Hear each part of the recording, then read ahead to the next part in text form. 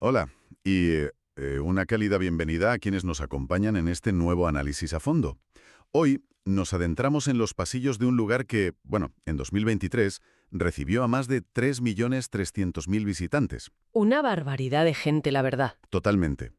Hablamos del decimotercer museo de arte más visitado del mundo. Pero, a ver, el verdadero misterio de este recinto no es únicamente lo que cuelgan sus paredes hoy en día. No, desde luego que no. Es, digamos, el olor a pólvora que impregnaba sus cimientos en el siglo XVIII. Hablamos, por supuesto, del Museo Nacional del Prado en Madrid. Eso es.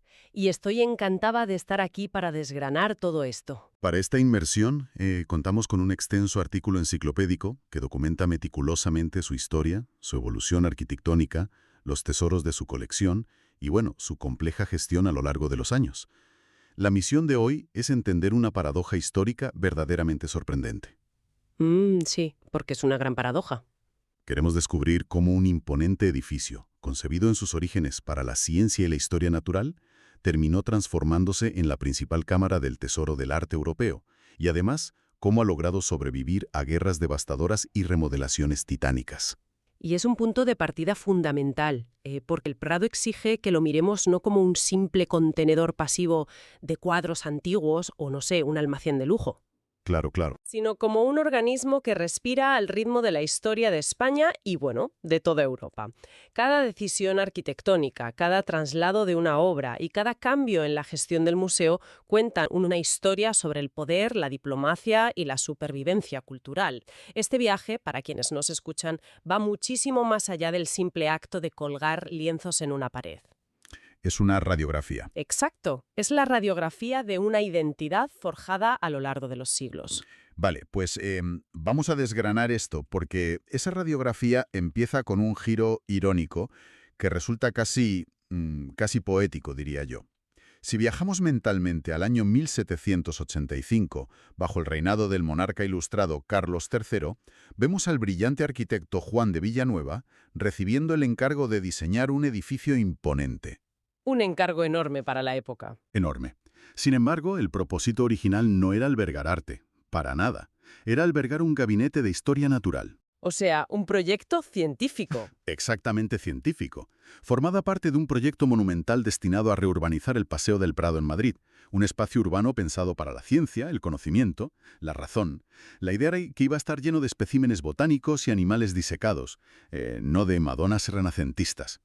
Lo fascinante de aquí es el dramático giro de guión histórico que sufrió ese proyecto ilustrado. Es sobrecogedor, porque el edificio de Villanueva, con toda su nobleza neoclásica y sus grandes columnas, vio sus obras totalmente paralizadas a finales del reinado de Carlos III. Y luego la cosa empeoró bastante. Muchísimo, sobre todo durante la turbulenta Guerra de la Independencia. Lejos de ser un templo para la ciencia, el recinto fue requisitado por las tropas napoleónicas destinadas en Madrid. Madre mía. Y se utilizó con fines radicalmente distintos. Se convirtió en un cuartel para la caballería y en un almacén de pólvora. O sea, el plomo del tejado se fundió literalmente para fabricar balas. ¡Qué barbaridad! Un espacio que hoy alberga la máxima delicadeza del arte europeo estuvo en sus primeros días al borde de la destrucción militar, pisoteado por caballos y amenazado por explosivos. Sí, sí, sí. Caballos dentro del Prado. Resulta brutal pensar que los ecos de los cascos de los caballos resonaban donde hoy se exige un silencio reverencial. El rescate de esa estructura llega gracias al nieto de Carlos III, el rey Fernando VII. Y aquí hay que destacar que estuvo fuertemente impulsado por su esposa, la reina María Isabel de Braganza. Una figura clave, sin duda. Fundamental. Deciden recuperar el edificio ruinoso y convertirlo en el nuevo Real Museo de Pinturas y Esculturas, abriendo finalmente sus puertas en noviembre de 1819. Pero aquí hay un detalle diplomático que las fuentes subrayan con mucha intención. No se trataba solo de decorar unas salas bonitas para que la corte paseara. En absoluto. Había una estrategia de Estado muy, muy calculada detrás de esa inauguración. El doble propósito era claro. Por un lado, mostrar públicamente las impresionantes obras de arte que pertenecían a la corona española, sacándolas de los palacios privados para que pudieran ser admiradas. Claro, democratizar un poco el acceso, digamos. Bueno, en la medida de lo posible para el siglo XIX. Pero, de manera crucial, se buscaba demostrar al resto de Europa que la Escuela de Arte Española tenía exactamente el mismo mérito, la misma calidad y la misma profundidad que, por ejemplo, las escuelas italiana o flamenca. O sea, era una afirmación de identidad nacional. Totalmente. Un golpe en la mesa de la diplomacia europea de la época, a través de la cultura. Un golpe en la mesa que se evidencia en el mismísimo catálogo inaugural. Ese primer documento de 1819 estaba dedicado exclusivamente a la pintura española e incluía solo 311 obras. ¿Solo 311? Y lo verdaderamente llamativo es que en ese preciso momento el museo ya custodiaba más de 1.500 piezas procedentes de los diversos reales sitios en sus almacenes. Es muy fuerte eso. Decidieron deliberadamente dejar obras maestras internacionales guardadas bajo llave solo para que el foco de atención mundial cayera de lleno sobre el talento local. Claro, esa manipulación del catálogo es una maniobra brillante de relaciones públicas. Querían que el visitante entrara y se viera abrumado por la genialidad patria antes de deslumbrarse con las colecciones extranjeras. Y curiosamente, esa ambición por acumular y mostrar poderío nos lleva a la inmensidad de lo que el Prado es hoy, que es una inmensidad que desafía cualquier intento de asimilación rápida. Las cifras actuales son un claro ejemplo de ese desafío. O sea, si repasamos la magnitud abrumadora de la colección, según los registros, alberga aproximadamente 8.200 dibujos, Madre mía. 7.600 pinturas, 4.800 grabados y unas 1.000 esculturas, por no mencionar los incontables documentos históricos. Sin embargo, hay un dato que pone en perspectiva la experiencia de visitar el museo y que va a sorprender a nuestra audiencia. A pesar de este inmenso océano de arte, solo unas 1.300 obras están expuestas de manera simultánea en los edificios principales. Es una mínima parte. Exacto. Es decir, por cada cuadro que deslumbra en una pared, hay decenas esperando su turno en la oscuridad de los depósitos. Y esa proporción revela lo increíblemente selectivo que debe ser el museo. Las obras que logran hacerse un hueco en esas salas principales son de un calibre, bueno, incalculable. Al repasar los fondos hay un claro dominio absoluto de ciertos nombres que son los pesos pesados. Goya, por supuesto. Francisco de Goya monopoliza prácticamente la representación con un volumen de obras que abarca toda su evolución vital y artística. Es que el peso de Goya en la institución es titánico.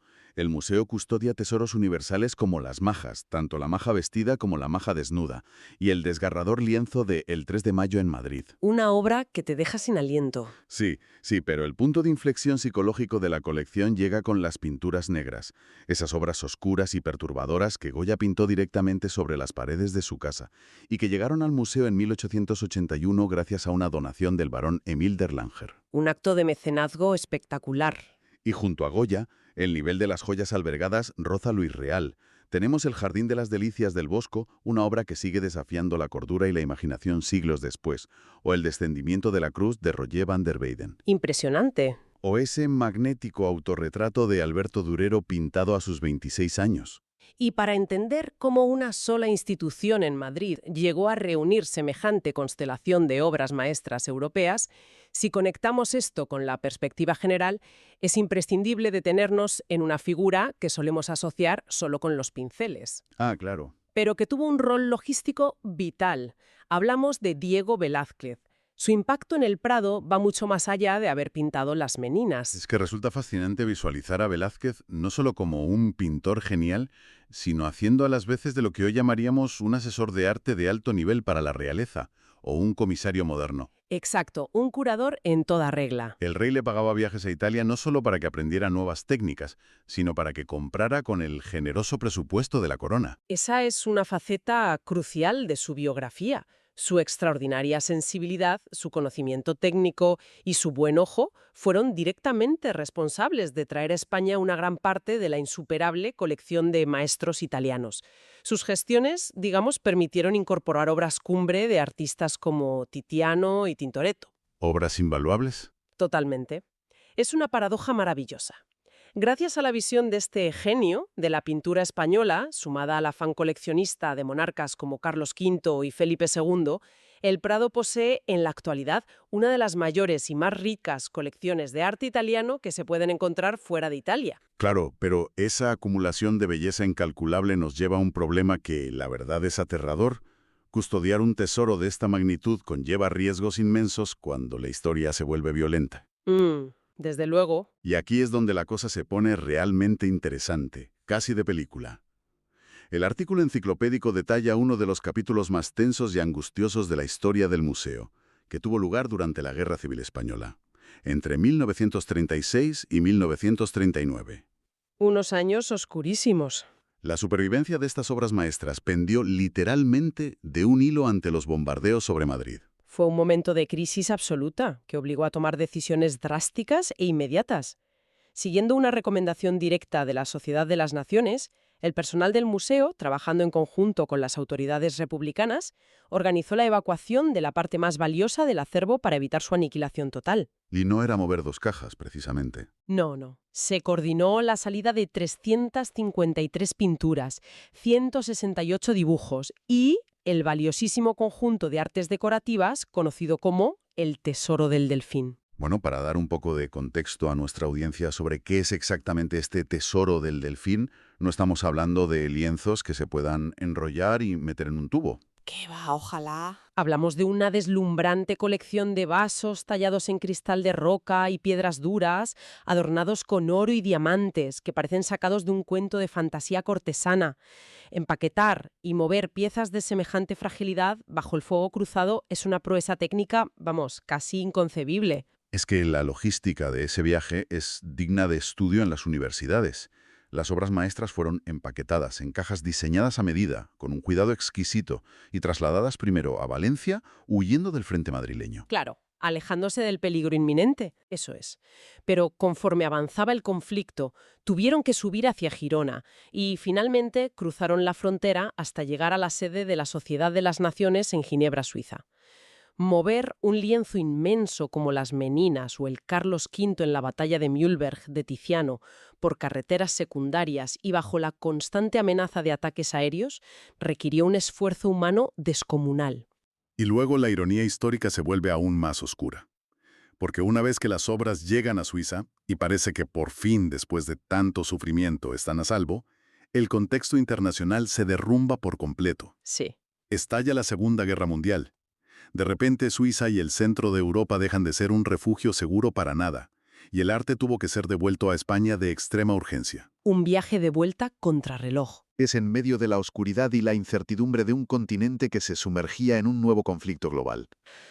Es de piel de gallina. Un episodio que demuestra que la preservación del patrimonio cultural a menudo recae en profesionales y ciudadanos anónimos que están dispuestos a arriesgar sus vidas cuando el mundo entero parece desmoronarse. Sin duda. También cabe señalar, y basándonos estrictamente en los registros históricos de nuestras fuentes de forma neutral, que la historia del movimiento de las obras no terminó ahí. Durante los primeros años de la dictadura de Francisco Franco, tras el fin de la Guerra Civil, muchas pinturas del museo fueron enviadas a diferentes embajadas españolas en el extranjero como, una herramienta de relaciones públicas del régimen. O sea, seguían moviéndose. Constantemente. Y a pesar de todo este incesante trasiego, el hecho de que la colección haya llegado prácticamente intacta a nuestros días es un auténtico milagro de la conservación. Entonces, ¿qué significa todo esto a largo plazo? Ese milagro de supervivencia nos lleva a otro tipo de desafío, que es mucho más pragmático. Un museo con miles de obras que no dejan de acumularse es un organismo vivo que necesita imperiosamente más espacio físico para respirar. Y para crecer. Exacto. A lo largo del tiempo, el Prado fue absorbiendo otras instituciones. En 1872 integró los fondos del Museo de la Trinidad, sumando cientos de obras religiosas procedentes de la desamortización. Y más tarde, en 1971, absorbió las colecciones del siglo XIX del Museo de Arte Moderno. Claro. El edificio original de Villanueva sencillamente no daba más de sí, ya no cabía un alfiler. La historia de las ampliaciones del Prado refleja esa constante lucha entre la conservación arquitectónica pura y la necesidad absoluta de modernización. Tras varios proyectos menores y reubicaciones motivadas por reparaciones urgentes... Porque hubo goteras, ¿no? Sí, hubo un momento a finales de los años 90 en que las Meninas, la joya de la corona, tuvo que moverse de sala en 2 ocasiones distintas por goteras y obras en el tejado. Increíble. Se llegó a un punto crítico en el que la única salida viable era una intervención arquitectónica masiva y definitiva. Y es entonces cuando entra en juego la asombrosa expansión inaugurada en 2007, liderada por el aclamado arquitecto español Rafael Moneo. No fue una simple capa de pintura o levantar un tabique. Hablamos de una obra monumental con un coste de 150 millones de dólares, Una inversión gigantesca. que añadió 16.000 metros cuadrados de espacio. La estrategia para liberar las salas del edificio histórico principal y poder dedicarlas exclusivamente al arte fue excavar. Trasladaron servicios esenciales como la cafetería, el auditorio y las tiendas bajo un espectacular vestíbulo subterráneo con forma de cuña y techo de cristal. Un diseño brillante. Pero el detalle de ingeniería extrema que resulta verdaderamente fascinante es el tratamiento que se le dio al claustro de los Jerónimos.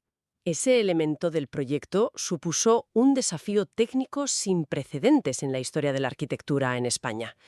Este claustro del siglo XVI, que se encontraba en un estado de grave deterioro, fue meticulosamente desmontado, literalmente piedra a piedra. Piedra a piedra. Cada bloque fue numerado, trasladado, restaurado en talleres especializados y consolidado, para luego ser ensamblado de nuevo sobre la nueva extensión de Moneo. Se logró integrar la arquitectura renacentista con un diseño contemporáneo y altamente funcional. Es decir, literalmente estaban jugando a un Jenga monumental y multimillonario por debajo de un claustro renacentista. Las fuentes detallan que, durante el complejo proceso de excavación bajo estructuras tan antiguas y pesadas, los ingenieros se vieron obligados a utilizar gigantescos gatos hidráulicos. Para que no se cayera todo. Claro, para sostener los muros del sótano y evitar que los edificios colindantes, incluida la propia iglesia de los Jerónimos, colapsaran y se vinieran abajo durante la excavación. El nivel de estrés de esos ingenieros debió ser histórico. Ya te digo. Fue una cirugía a corazón abierto en pleno centro de Madrid. Una cirugía sumamente costosa, además, lo que nos lleva ineludiblemente al aspecto financiero. Porque, claro, mantener, proteger y expandir un gigante de este calibre requiere una maquinaria económica formidable. Y la gestión financiera del Prado tiene su propia historia de giros inesperados. Cuéntanos sobre eso. Pues un hito transformador ocurrió en 1991, protagonizado por un individuo llamado Manuel Villaescusa. Ah, sí. Este abogado madrileño dejó en herencia al Prado su inmensa fortuna, valorada en casi 40 millones de dólares de la época, y que estaba compuesta principalmente por propiedades inmobiliarias en Madrid. O sea, le regaló 40 millones al museo. Básicamente. Y esa inyección de capital fue un salvavidas absoluto que cambió las reglas del juego. El museo procedió a vender progresivamente estos bienes para generar ingresos líquidos. De la noche a la mañana, el Prado pasó de depender de presupuestos estatales ajustadísimos a convertirse en uno de los postores más formidables en las subastas internacionales de arte. Teniendo su propia chequera, digamos. Exacto, pudiendo adquirir obras clave que enriquecieron aún más sus fondos de manera totalmente autónoma, sin tener que pedir permiso constante a los ministerios. Y ese concepto de autonomía plantó una semilla que germinaría una década después, institucionalmente hablando. El modelo financiero general sufrió una metamorfosis radical a principios de este siglo. Según detallan los registros de forma muy objetiva, entre los años 2001 y 2003, bajo la administración del gobierno conservador de José María Aznar, se impulsó un cambio drástico en los estatutos del museo. Un cambio de modelo total. Lo orientaron hacia un modelo de asociación público-privada. La directriz exigía que la dependencia de la financiación estatal se redujera gradualmente del 80%, que era muchísimo, a un 50%. Claro, obligándoles a buscar sus propios ingresos. Pero esa reducción en la aportación del Estado vino acompañada de una contrapartida vital para el funcionamiento moderno de la institución. El museo obtuvo el control total sobre la gestión de su propio presupuesto. Que no era poco. Para nada. Para el año 2004 ya rondaba los 35 millones de euros. Se le otorgó la autoridad para recaudar fondos de donantes corporativos privados, gestionar sus propios patrocinios y potenciar el merchandising y la venta de entradas de forma completamente independiente. ¿Un salto a la modernidad? Fue un cambio de paradigma que transformó un ministerio burocrático, lento y pesado, en una entidad de gestión moderna y ágil. aunque cabe destacar que la inmensa factura de la expansión de Moneo, esos 150 millones que comentábamos, fue asumida integrantemente por el Estado español. Sin duda. Y este nuevo modelo de gestión es el que ha permitido al museo seguir proyectando su futuro, porque la necesidad de crecer, como decíamos antes, parece insaciable en el Prado.